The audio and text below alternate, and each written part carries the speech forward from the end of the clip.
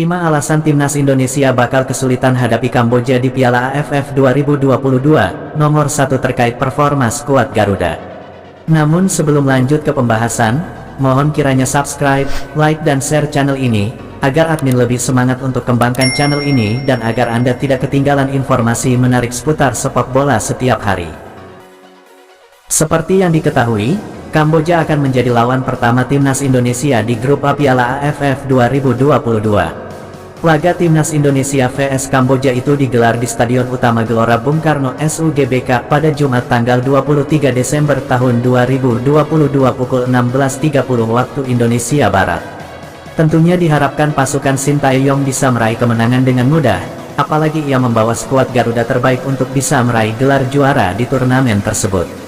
Kendati demikian, Kamboja bisa memberikan kejutan dan menyulitkan Timnas Indonesia. Lantas apa penyebabnya? Berikut 5 alasan Timnas Indonesia bakal kesulitan hadapi Kamboja di Piala AFF 2022. 5. Kamboja bakal main lepas. Timnas Kamboja diprediksi akan bermain lepas. Bisa dikatakan mereka tak memiliki tekanan apapun karena secara di atas kertas, Timnas Indonesia yang jauh lebih diunggulkan. Hal itu berarti Kamboja akan bermain nothing tulus. Sebab jika Kamboja kalah pun, itu adalah hal yang bukan mengagetkan. Dengan bermain lepas, Kamboja dapat memainkan permainan terbaik mereka. 4. Timnas Kamboja sedang on fire.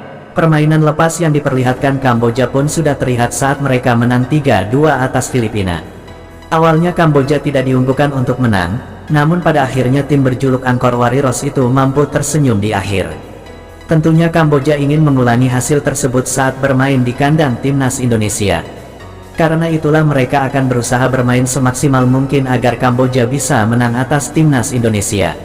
3. Timnas Indonesia dalam tekanan. Timnas Indonesia akhirnya akan bermain di SUGBK lagi dengan keadaan ada penonton. Tentu tekanan begitu besar tengah dipikul Sintayong dan anak buahnya. Diharapkan Timnas Indonesia bisa memetik kemenangan di laga tersebut. Harapan tersebut jelas akan menjadi tekanan kepada para pemain. Jika tak bisa menghadapi tekanan itu, permainan Timnas Indonesia mungkin saja akan berpengaruh. 2. Faktor Keisuke Honda dan Ryu Hirose. Kerjasama Keisuke Honda bersama Ryu Hirose membuat Kamboja saat ini mengalami banyak perkembangan. Permainan Kamboja sudah jauh lebih baik, bahkan Filipina pun dihajar 3-2 di awal laga Piala AFF 2022. Kini Timnas Indonesia akan menjadi tantangan dua pelatih asal Jepang tersebut. Sejauh ini, Hirose mengaku tak takut dan siap memberikan kejutan saat melawan Garuda. Rekor pertemuan itu antara Kamboja vs Timnas Indonesia bukan berarti kita tidak bisa mencari celah untuk meraih kemenangan. Di pertandingan terakhir meski kita kalah, tapi kita bisa menemukan celah itu, ucap Ryu Hirose saat konferensi pers jelang laga. 1. Performa Timnas Indonesia sedang menurun. Dalam mempersiapkan Timnas Indonesia untuk Piala AFF 2022, pasukan Sintayong hanya melakukan pemusatan latihan TC di Bali. Tak ada laga uji coba ternyata membuat Sintayong merasa performa para pemainnya sedikit menurun.